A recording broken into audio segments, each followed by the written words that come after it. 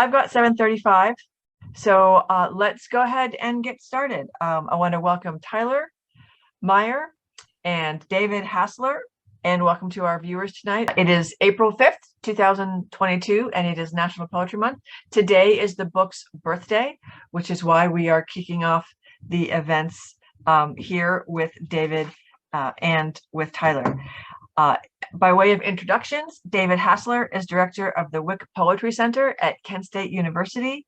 He co-founded Traveling Stanzas, a national community arts project, and is the author or editor of 9 books of poetry and nonfiction, including the play May 4th Voices, Kent State, 1970. Tyler Meier is director of the University of Arizona Poetry Center. His poems and prose have appeared in Poetry, Boston Review, Indiana Review, Bat City Review, Washington Square Review, At Length, Tupelo Quarterly, Arizona Republic, AGNI, and elsewhere.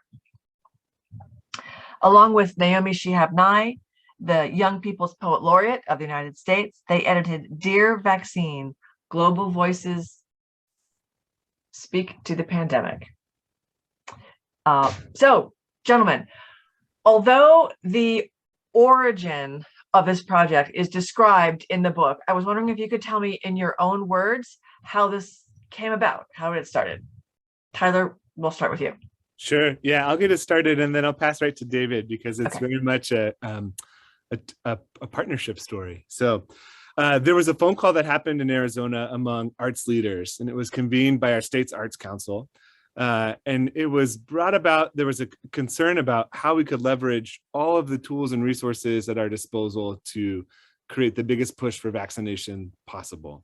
And so the arts agency had gotten us all together. There were, museums and poetry centers and others, and they were asking, what can the arts do that would really help guide this, encourage people, support people in making this choice to get vaccinated?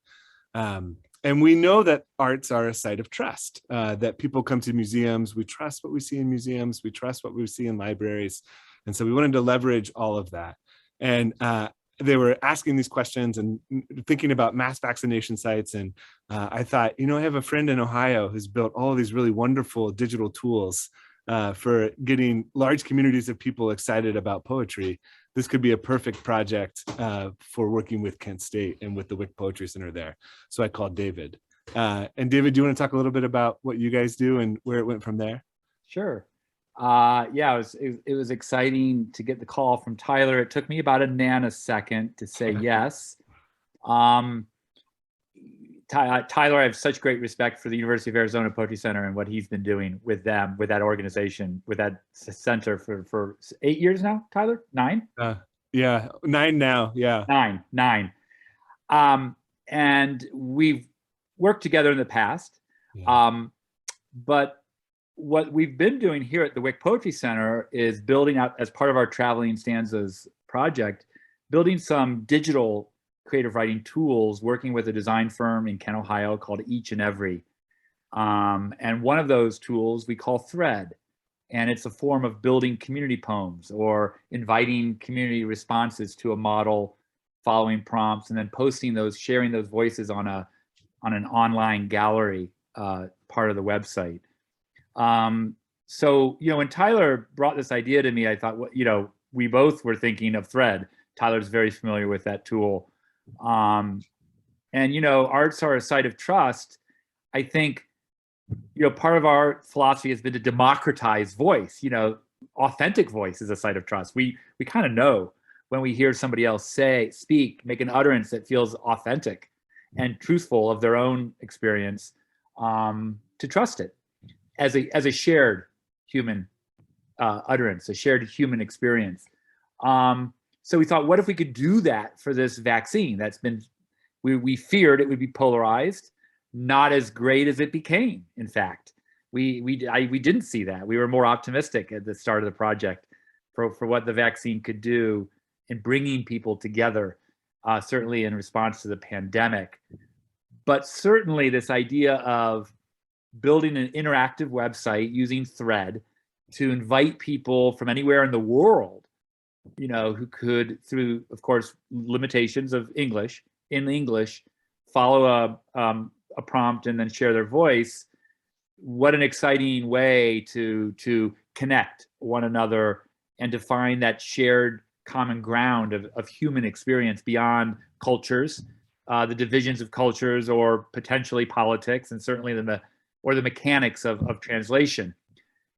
What was wonderful was to think, what if we asked? I think initially Tyler and I were thinking, oh, we're going to write this poem together, and then I think I came up with this idea. I thought, what if we asked Naomi Shihab-Nye? Because Naomi has been such a champion, a global ambassador for poetry, a champion for so many people, including the Wick Poetry Center and Tyler's work at the University of Arizona Poetry Center.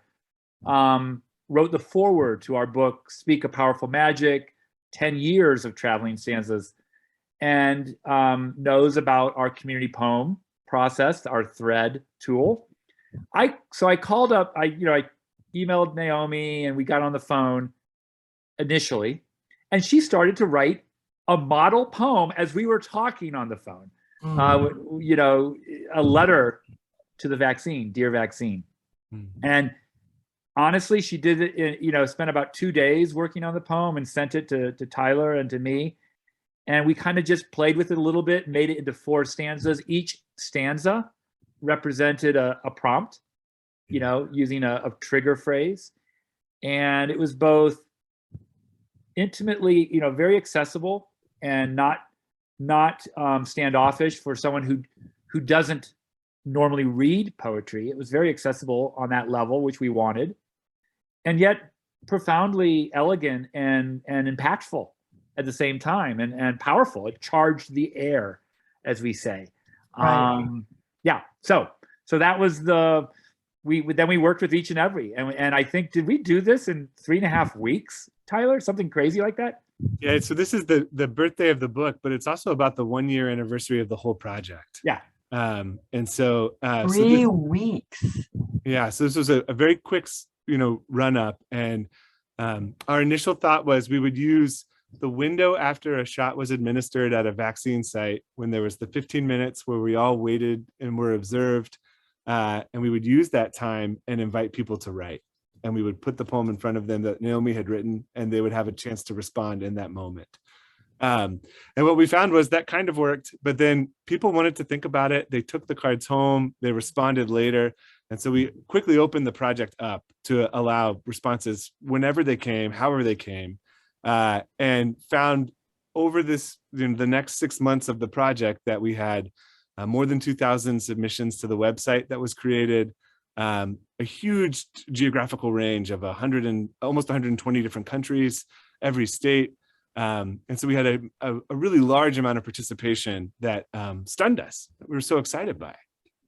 Right. So originally, I think it says in the book and on the website that your locations were in Arizona, Ohio, and Texas. Yeah. Why Texas? Because neither one of you have overt connections there. What made it Texas? Naomi Shihab-Nye lives in San Antonio, Texas. Okay. And the locations for physically passing out the Dear Vaccine card at mass vaccination sites. So we were both instantly virtual, digital, and people could connect online or experience getting a card. We worked with the College of Nursing at Kent State, and they handed out Dear Vaccine prompt cards as people entered the field house of our mass vaccination site for Portage County, Ohio. And Tyler's holding up, it was a tear-off card. So you could keep the poem by Naomi Shihab-Nye as a kind of broadside, and then write your response, and you could mail it or type it into the website yourself. They look like they're postcard sizes. That's right. They're postcard size. So all the poems are very small in that sense, almost all of them. It had to fit in this space or be something that sometimes could be written on a phone. And so that was a form factor in some ways for the book, and it informed the design of the book later, which Kent State Press did such a great job in making. It's a beautiful book, and we're so thrilled with how it turned out. So did you always perceive or have in your mind that it would become a book later? I did.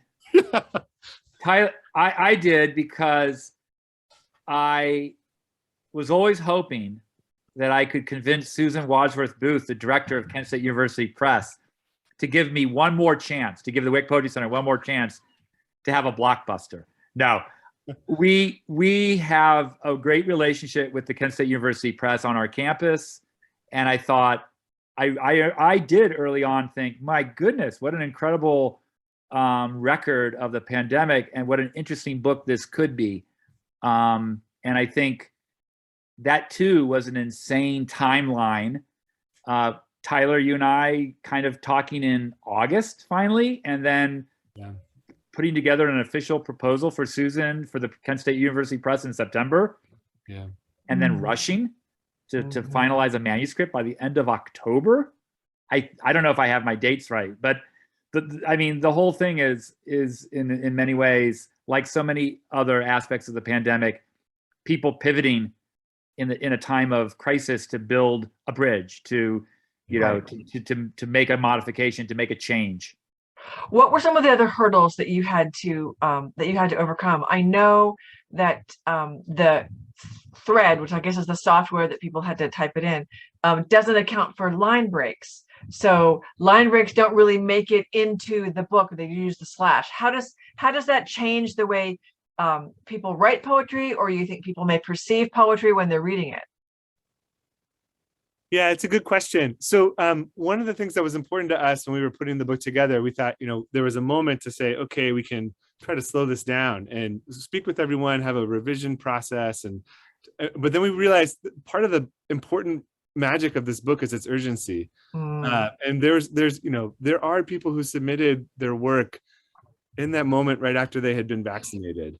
And the relief and the emotion, and there was so much loss and so much that people learned, the elation of feeling like some part of our lives might be restored, all of that wrapped up in that space. And so we wanted to keep the dynamic and fluid and quick, keep the urgency of the responses, and not overdo it, revise it into a poorer version of what it was. Right. And this kind of goes back, Arlen, to what you were asking before, the idea of, when did we know it was a book, or did we always want to have a book? I think as the gallery page, where all of the submissions still live, got bigger and bigger and bigger and bigger, we thought, there's a story inside this that's worth telling, that's kind of aligned with what David said. It's a record of the full range of complex emotions that we felt. And it tells it in one of the best ways that I've found. And so that was a moment where the light bulb went off in my head. And I think David shares this too, where we thought there's really something here that needs to be told and needs to be shared. So you mentioned the story. The book itself is divided into 6 sections, and roughly it's isolation, gratitude, grief, vaccine clinic, nostalgia, and something that looks like hope, our return to normalcy. When did you guys get a sense of that narrative? When did those sections begin to emerge? Well, David, you take this one, David.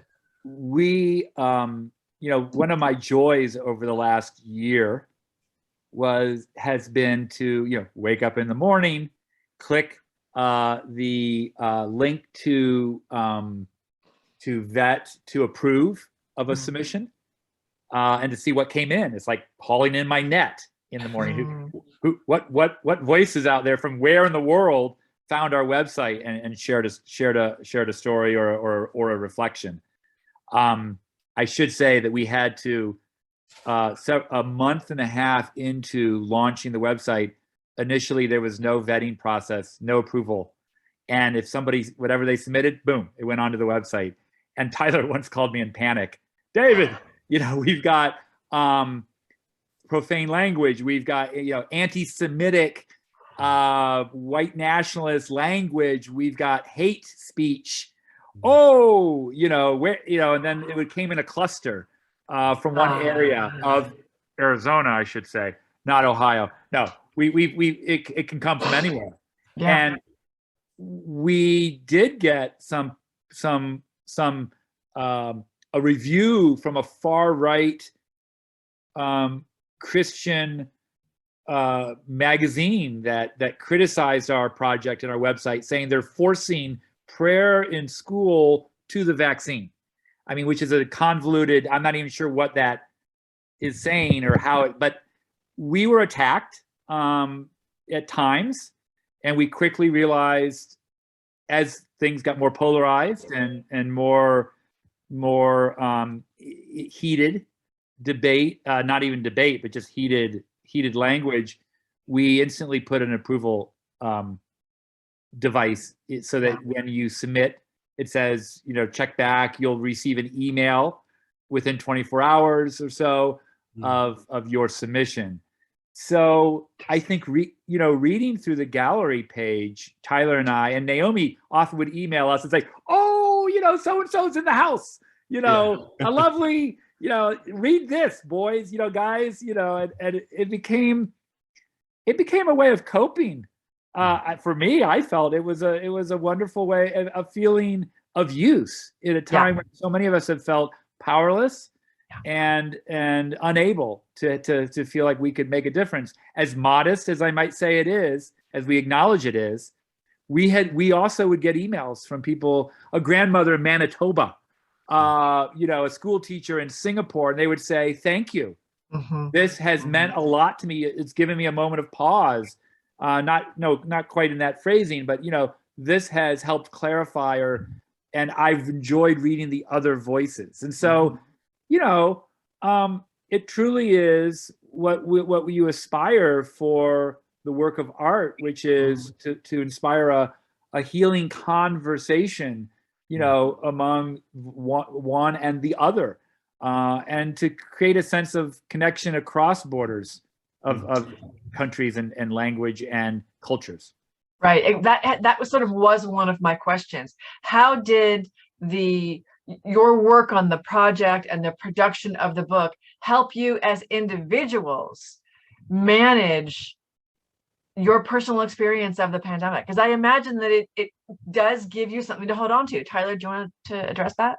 Yeah, I mean, so for me, I think about when there are moments of trauma, right? Immediate trauma, the kind that is very visible, or the kinds of trauma that are quieter, that happen over time. That there's some ways of needing to grapple with that, and to be honest with yourself about it, and to take stock of it, to understand it, and to process it. So this book, for me, in many ways, I kept seeing myself in all of these voices that were not me at all, and that were geographically all the places in the world where I might hope to travel to one day, now that I have my vaccine shots. So it was truly incredible in that way. You think a body metabolizes, all of the things that come into it as a way to process, and that's how we live. And I think in some ways this book does this work of as being a sort of great metabolizer of the full range of complexity that was part of the experience of living in the past 24 plus months. So it's been very powerful for me, Arlen. Really powerful. One of the lines that I used when I was describing the notes that I sent back to Susan was that the vaccine underscored that we were unified by loss, comforted by science, and that the things that made us human also made us the most vulnerable. Where we wanted to be with other people because we were so scared, we were so alone, and we wanted to go out and go to the grocery store. We wanted to get together with family in a living room, but the virus knew that the stuff that we needed, those interactions that we needed to feel whole and human, were exactly the places where it was going to enter our lives. And we had to quash our humanity in order to survive it, and that is pretty messed up. And that was it outsmarted us in that way. That's right. Were there any particular kinds of poems in those 6 that affected you most? Good question. I actually pulled out a poem earlier today, and it's not one of the videos. We have a wonderful video gallery now on the website, globalvaccinepoem.org. And so many of the contributors to the book have made a selfie video introducing and then reading their poem. And we're going to see some of them. So if you're And here now, don't surf away, because we're going to show some of them in a minute. You're going to see some of them. But one of the poems that moved me early on, is an interesting story, was a poem that was submitted anonymously. So again, we want to know barriers to participation, to encourage people to join in this conversation. You could submit with a name or without a name. You could tell where you're from or not where you're from. And I remember reading this poem, feeling like, kind of a gut punch, and yet, anything that's uttered is at least inherently hopeful, because I've given voice to, I faced it. I faced what difficulty that was. And this is in our grief section. And it goes like this: Dear vaccine, you gave me my first piece in a year. With one shot, I walked away feeling like the world might spin aright on its axis once more. It had stopped, Dad, Jim, Dick, Stefan, Peggy, Phil, Connie, Kim, all gone. You arrived in time for me, but too late for them. Well, that's quite a litany of names. Yeah. And there's power in naming. And it turns out that woman who submitted that poem we didn't know, she didn't know that we put together a proposal for a book with a manuscript, gave it to Kent State University Press for their advisory board to review. And she sat on the advisory board and saw her poem in our manuscript listed as anonymous. Wow. Now, kismet, or that's something that feels like the world is spinning aright on its axis again. Yeah. Or a sink for a moment like that to happen, as Arthur Kessler calls it, the work of the library angel. And so knowing that and speaking out loud to the board, as Susan told me at the board meeting, she was moved and moved by the whole manuscript, and then chose to put her name on her poem in the book. That's great. And so she appears in the book with her name. Tyler? Yeah, so I'll share one too. That's such a powerful poem what David read, and the section about grief, about grieving, you realize your own losses, maybe not at the same scale as others, but the sense that we all lost so many things, and also how fortunate we were in so many ways at the same time. And so it's a very powerful section in the book. There's a section at the end called Envisioning the Future. And one thing I love about this book is that, there are voices that are as young as maybe about 10 years old, and voices that are probably 90. And so this is the voice of a grandmother in Comfort, Texas, named Sally McGreevy Hene. And she says, "Dear vaccine, I'm a 1B grandma. I hunted and tracked you, hug hungry, smile starved, longing to sniff my son's newborn, needing to answer my daughter's 4-year-old aberdabbers sporting her unicorn mask. Each day she'd ask, 'Can we be close today, Nanny?'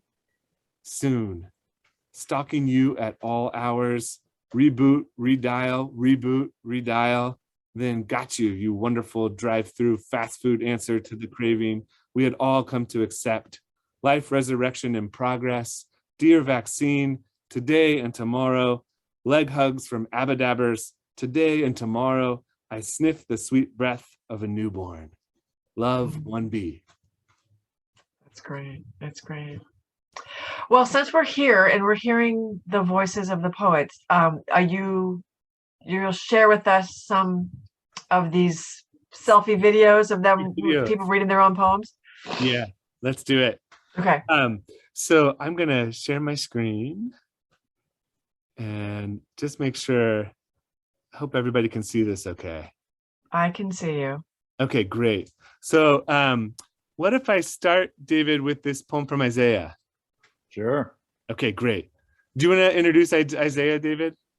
Sure. Isaiah Hunt is a graduate student in the NEO MFA program in Northeast Ohio, and a graduate teaching artist for the Wick Poetry Center. So, of course, when we launched this project, Tyler and I tried to recruit, many people that we knew in our own communities.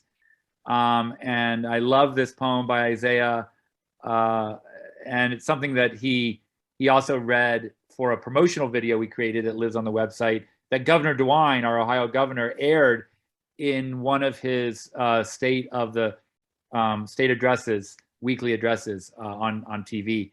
So this is Isaiah Hunt. And I will say really quickly, Arlen, you had asked earlier, were there other thematic threads? So one we considered was this idea of family. And you'll hear this in Isaiah's poem, how important family is to him and what the vaccine made possible for family again. Great. So.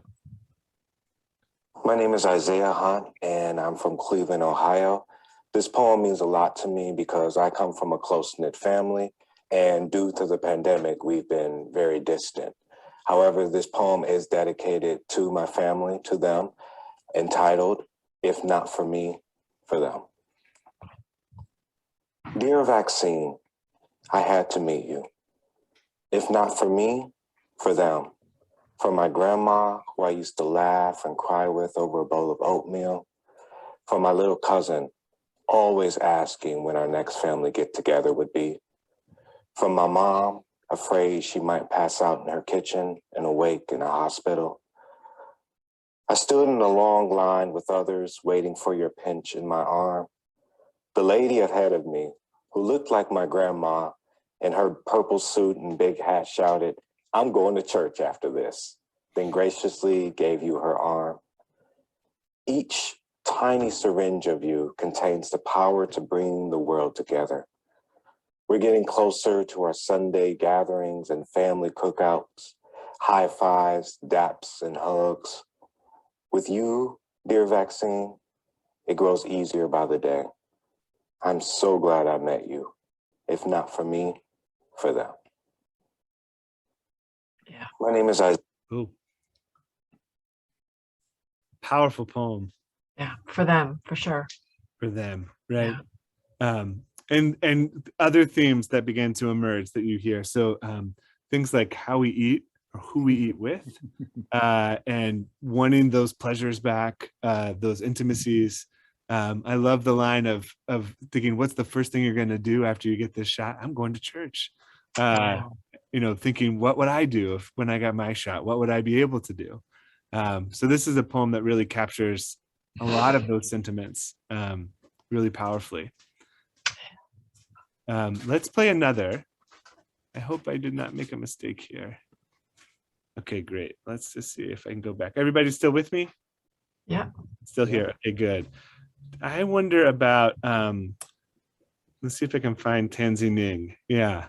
Okay, so this is a very short poem from, I think, one of our youngest contributors. Some of the most distant geography in the book as well. Coming from Singapore. Let's see if I can do this. It's a time we spend together, the times we hug each other. It's a time to breathe freely, the time we could stand closely. Those who I took for granted, now those for what we wanted. This is a reminder for everyone, like a happiness yet come. I'm Tanzaning from Princess Elizabeth Primary School in Singapore. Very good. So that might have been, I don't know if that was too quiet. The volume, want to play it again? Can you play it again? Well, I'm not sure I can turn it up. Oh, okay. So I apologize in advance about that. But this is, David, you might know a little bit more about the context for that. That was a classroom that Naomi had visited virtually during the pandemic. This student was so excited and submitted this poem in response. Is that right, David? That's exactly right. Yeah. And her teacher, they're all very excited. Like, please say the name of her school, in her short biography in the book. I love that at the back of the book is a very robust, 25 pages of short bios, sometimes a couple paragraphs for each contributor. So you learn a little bit about their life and who they're from, where they're from.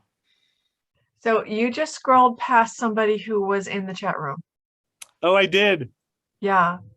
Jody? Jody, are you here? Jody, are you still there? I can't tell because we're sharing the screen. Yeah, I am here actually. Yeah. Do you mind if we share yours? No, please go ahead. Okay. Hi, Jody. It's Hi, nice Jody. to have you twice, both as a video and as a rectangle. Yeah. There you are. There she is. Okay. Hey. That's great. Okay. Welcome. And Jody, tell us where you're from again. Yeah. Set us up, Jody. Oh, well, yeah, I Introduce say it your in the video. video too, but it's Victoria, BC, and the indigenous name is Lekwungen. Beautiful. Okay. Okay, Beautiful. here goes. Okay. Hello, I'm Jody Lundgren. I'm recording this video on the traditional territories of the Lekwungen and Saanich peoples, also known as Victoria, BC, Canada. I just received my booster shot, Good one. and I'm going to read a poem called At the Look at my shirt too. Day that I received my first vaccination against COVID-19. Blue stickers mark 6-foot intervals on worn conference center carpet. Round like happy faces, but with feet where mouths should be. The man ahead of me wears flip-flops, toes bare, reddened, curling up at the edges when he walks. Tick-tock, slip-slap. ID cards, not empty bowls, out held. We shuffle in snaking lines, follow the pointing arm of a Red Cross knight. He herds us to lance-wielding nurses who jab us each alone. We wait for immunity, for grace. Great poem. I love that poem, Jody. Thank you. Tell us now that this is wonderful that you're here. Tell us what prompted that poem and how did you find the website and what was it like to be a part of this larger conversation? So I heard about this. I was driving and it came on the CBC radio, the Canadian public broadcaster, and they just mentioned the global vaccine poem, the initiative, and then it kind of, I was driving along, so it didn't really stick. But then when I was in the lineup at the vaccine, it was one of those mass vaccination clinics. I just was like, well, I've got some time. I might as well take some notes. Maybe I'll write a poem. I wasn't really connecting the dots. And then after I'd written it, I was like, oh yeah, wait a minute. There was that global vaccine poem. So it was all sort of happenstance. And then I uploaded it and I had no idea. The whole book contract thing was like, that's kind of almost like a dream in publishing. Like you're not looking to be published. You get this invitation. We'd like to publish your poem. So yeah, that was thrilling. That was really, really thrilling. This is my first poem I've published in a really long time. So yeah, so I think it's been a really cool initiative, and I liked the timing, like I said, with the booster shot. Yeah. That all lined up, and now we're talking about fourth shots. Just today, our BC provincial health officer started talking about making those available. So it's all in the air. I said to Tyler and to David before we let everybody into the chat room, I had my fourth one yesterday. I just got my second booster, my fourth shot. So cool. Yeah, it's an ongoing process, right? We're still in conversation with this thing, and we will be for a while. Yeah. And I do it for them. I do it because I want to see my mother. I do it because I want to keep my business running. I want to protect the people. I want to go to a poetry retreat. Right. I want to protect the people I love. I want some sense of my old life back, but some of it I don't. I've moved on from some of it. Yeah. I think that's part of it too. Yeah. So I want to talk a little bit more again, I guess, back to Naomi's prompt. Did she, or did you give her the sense that you wanted it as a letter, or was that something that she just came up with on her own? Dear Vaccine. David, that's probably a you question. I know. Do you know? Once you get into a conversation with Naomi, you often don't know where your voice begins and hers ends, or vice versa. Yeah. I can't remember. Okay. I can't remember. I mean, I think she just launched right into this idea of a letter poem to the vaccine, which was brilliant. Well, and I'll say this too, just jumping in really quickly. I Sure. think one thing that Naomi knew right away was poetry has a role to play. That you know, we talk about art sometimes as not, you know, there are only so many things it can do, or there, you know, but it actually had a role to play here. That there was a meaningful need for people to be able to say what they were experiencing, and also a really important way in which reading someone else's words maybe could help us understand something that we were experiencing ourselves. And so I think that immediacy for Naomi was like, we can do this. Because the reason that I asked is one of the things that I've noticed when I opened the book, the table of contents, it's the author and their location. Yeah. There's not a title. The poems aren't, the book isn't about people, the titles of the poems. The book is about the people and the places. And I think that level, whether or not it was intentional, because Isaiah's had a title, and I think that Jody's had a title, but they're not presented that way in the table of contents. It's really about how far and wide this virus spread and the individuals whom it affected. And I think that's really interesting. Yeah, that's right. And we, you know, when we were, and the other thing that's just true, simply in looking at all the pieces, were that some had incorporated the prompt maybe as a kind of title to the piece, others had not. And so rather than choose to impose titles, create titles, think about titles, we said, you know what, let's keep these as they are. Let's try to maintain the urgency and find ways for these to exist as they were written in the moment. And so Jody's poem is a great example. You get a sense of what it was like to be in line at that moment in British Columbia. And it's a kind of beautiful, powerful thing. It reminds me of what I was doing. Even though there were no flip-flops, I was in a car, I rolled down the window. But I'm thinking and remembering and also that sense that we were all doing it. We all were excited for it. We'd been waiting for it. And that sense of like, you know, just a collective spirit about it all. So, and I think it also speaks to the spirit of the thread philosophy that we're sharing, we're adding our voice to a larger community poem, to an ever growing, larger utterance, collective expression. And there are only 4 prompts. And it's kind of a combination of function, form, and intention, so that, you know, you choose a prompt and begin to just speak your utterance. You can repeat the prompt or not. You're not asked to make a title. And so I think, the book preserves the spirit of that, inviting people to connect to a larger collective voice and expression. So we have a few people in the chat room, and I would love to open it up before we move on to Beth, Jody, Susan, Colin, if you would like to ask Tyler or David any questions, or you just have any feedback on the project, or you want to share something about your experience of the pandemic, I think we would really love to welcome you into the conversation. There's Jody first. Okay, Jody.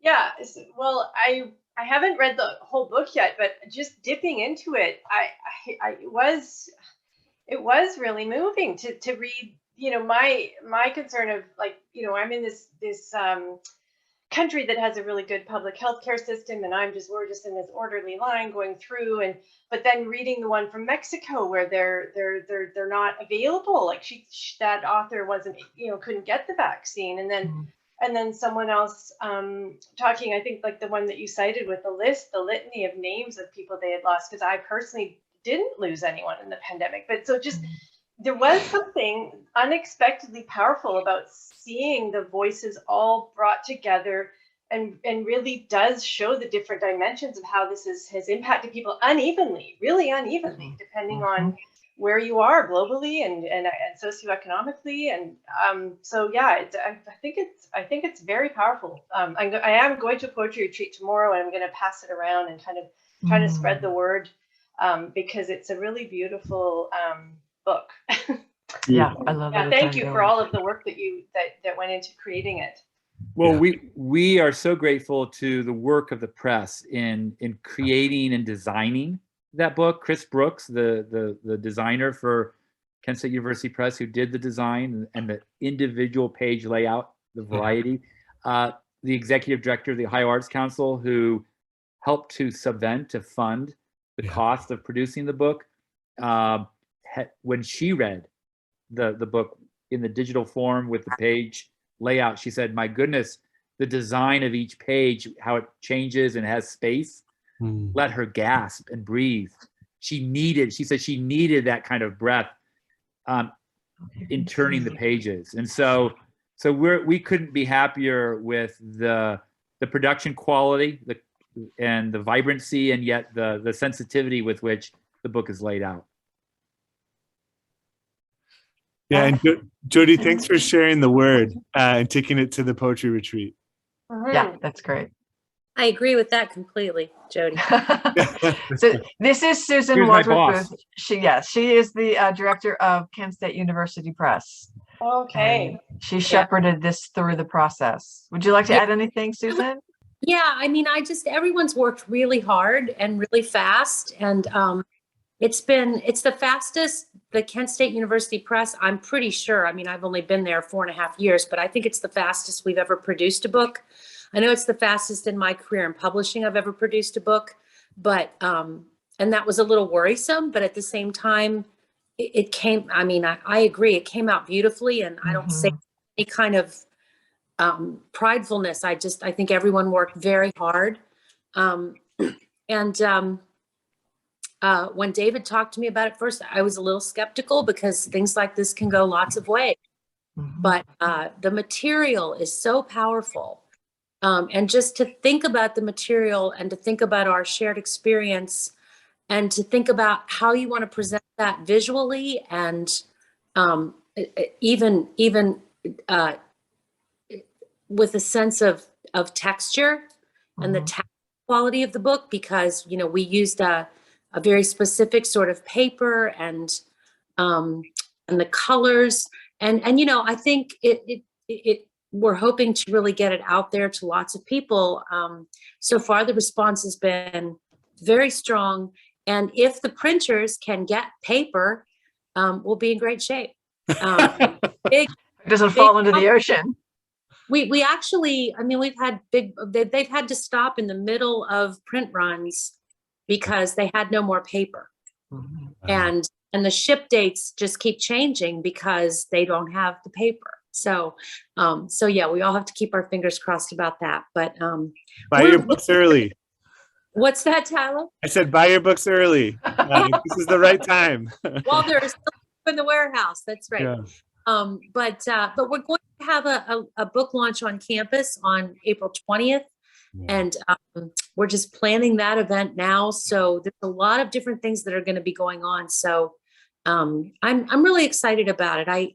A group, a producer has contacted us to use material from the book in some public service announcements.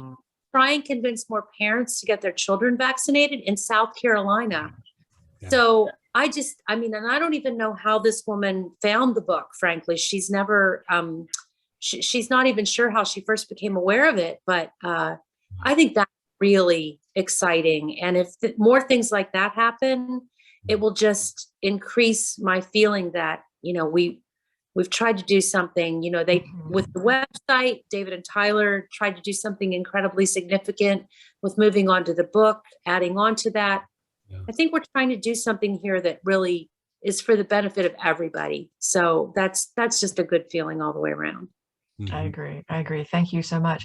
Beth or Colin, do you guys want to say anything or add anything? I wanted to say thank you for hosting this. It's been lovely to actually make the connection and see the faces behind the project. I think this is a gift. I'm going to treat this as a gift, and I look forward to getting my hands on it. Beautiful. Thank you. Thank you. I would just mirror what Beth said, my name is actually Claire. I somehow logged onto my phone and I was on my okay. son's I account. was wondering because there was. But yeah, it's a long story. So yeah, when I came on, it was like my son's raccoon. I was like, oops, wrong account. So sorry about that. Colin, go away. So I just wanted to thank you so much for this event. I'm sorry that more people aren't here. I'm here because I found out about it on TikTok. I don't have the book yet. I'm ordering it immediately. And this is just an amazing project. And thank you for including me. Sure. Thank you for hopping on. So if you guys haven't ordered the book yet, you through the Eventbrite site, you can click onto ordering it directly from City Books, and there are signed book plates available. So because we can't all be together and you can't get the book signed by Tyler or David, they have signed book plates. So if you order from me, they will be included in the packaging. So as soon as I can get them out later this week, that will go out with it. It's as a commemorative element of tonight. So this is going to probably go up on our YouTube page. So it will have a life after, whether or not people are able to sign on tonight, it will continue to have a life and people can listen to what happened tonight, what we said, and books will still be available for a while. So at first I felt really bad that there weren't more people here. And some of the feedback I got was just, I'm tired of talking about the pandemic, but this isn't about the pandemic. This is about all of us and how we reacted to the pandemic. And it's much more of something that I think brings us together.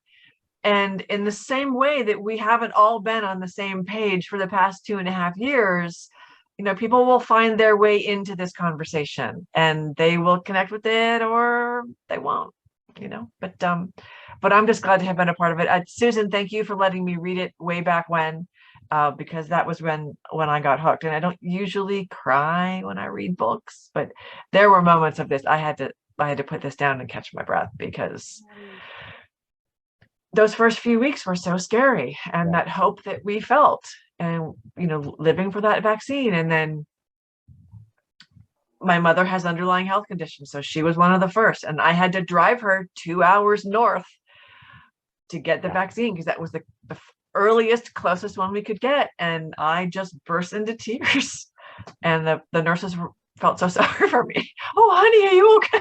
I'm fine now. Yeah. So okay, then let's wrap it up. What is coming up next for you guys? Do you have any idea what your next projects are going to be?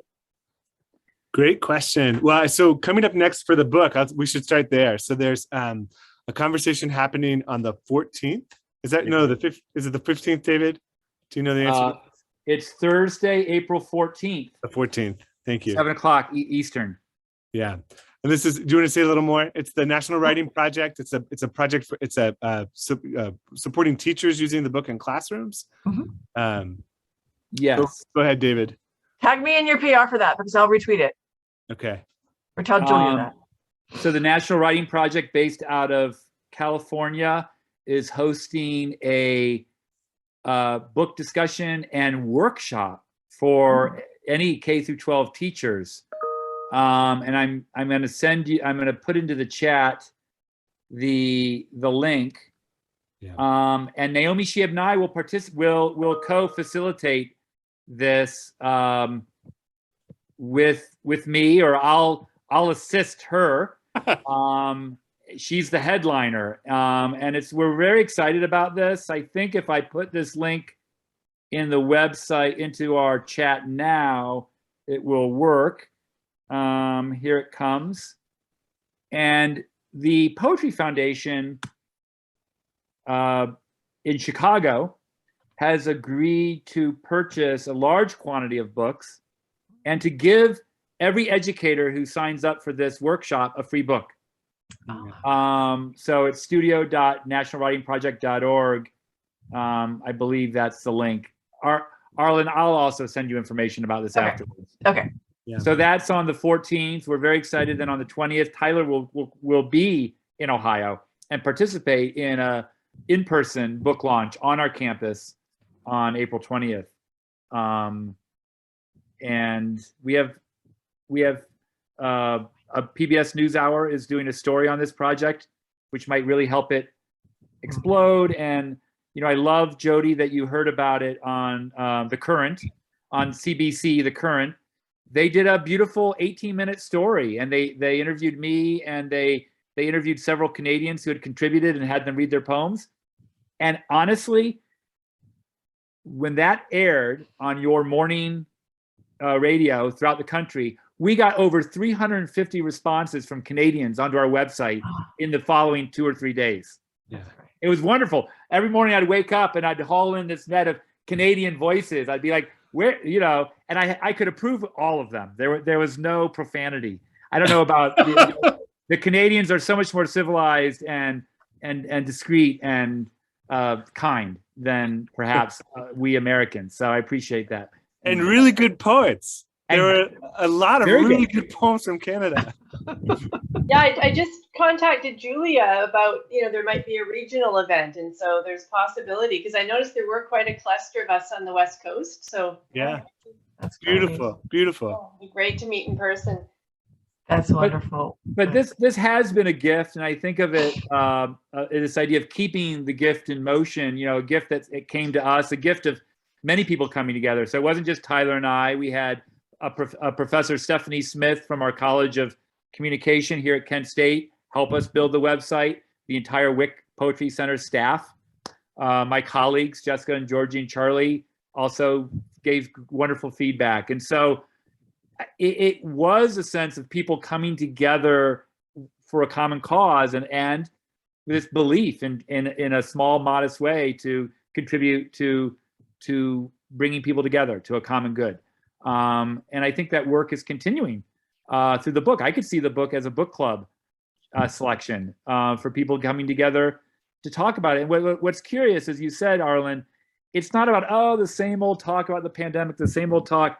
As Tyler uses that beautiful word to metabolize our grief and metabolize what we've gone through, the work of healing is making whole, you know, integrating, which is its root word from Old English, versus, you know, the work of healing continues long after you have a cure or long after you have a vaccine in your arm. It's a way of making meaning, making sense, and integrating what you've gone through. And what the website does is offers people a moment of pause to do that, and also to share and create a sense of belonging with others. So to be heard and to read the voices of others. So it's a powerful, simple formula, I feel, of enlivening a healing conversation among people from anywhere in the world. Yeah, and something we will never forget. So thank you both. Thanks, Tyler. Thanks, David. And thanks, Susan, for helping put this together. And thank you, the three of you, for hanging in there with us for this full hour. I really appreciate it. And if you have any other questions or for Tyler or for David, let me know and I can forward it on to them. Otherwise, stay safe, stay healthy, get vaccinated when you can, if you can. And okay, we will see you in the interwebs. Thank you Thanks, so Arlen. much. You're welcome. Thank you. Books. Thank you all so much. Good night. Bye-bye. Bye, Good everyone. night. Good night.